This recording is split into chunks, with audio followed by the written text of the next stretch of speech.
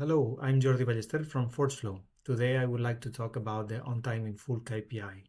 This KPI assesses the extent to which we are sending goods to customers on time without any delays or missing items. The on-time part measures whether we are sending without delays on the agreed date time, and in full measures whether we are sending the goods without any missing items.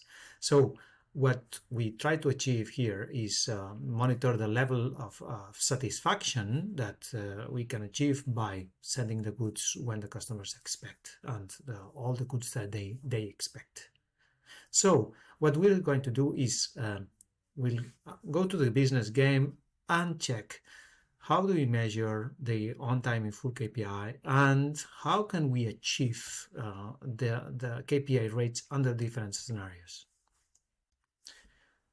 So here we are in the business game. If we go to dashboards, then logistics, we can see the on time in full KPI here. Is it measured by looking into delivery orders and then comparing the original scheduled dates with the actual date of delivery on the on-time part, and looking whether there are back orders for the products, which there are not in this case. So we have been shipping the two main products that we sell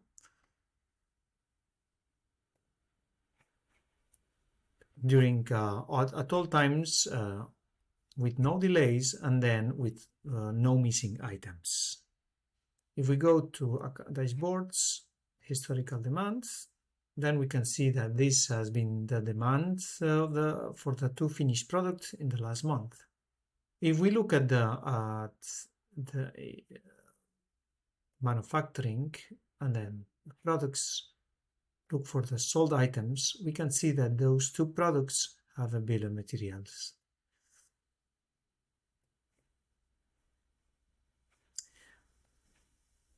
Those products are manufactured on the same day and shipped to the customer on the same date that they are needed.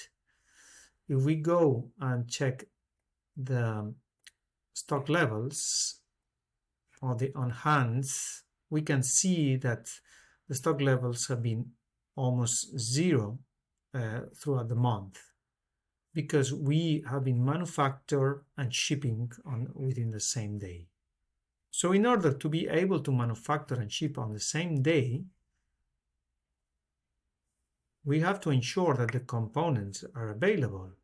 So in order to do that, we have created stock buffers, and those stock buffers are defined for all the components, and they decide how much quantity should be kept in inventory in order to sustain the demand for the periods, for the upcoming period.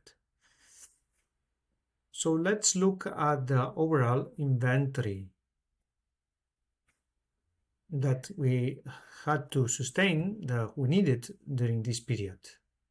If we go to in reporting and then stock history and group by day, we can see that this is the valuation of our inventory, how it evolved over time in the past month. As we noticed, the items in stock are mostly the components, corresponding to components, because finished products stay for just within the same day they are manufactured, they are shipped.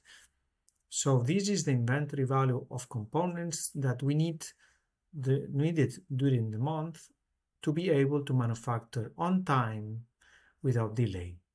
If we didn't have this stock, the manufacturing orders would have been delayed, and we would have not been able to ship on time.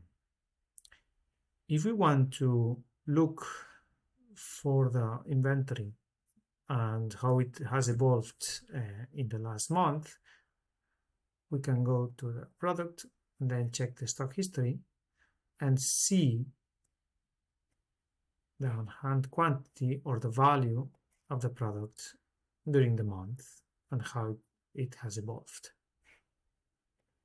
So now what we'll try to see is we'll try to change the historical demand, make it more variable, and we'll see under more harsh conditions will we be able to achieve a good service level, a good on time in full KPI,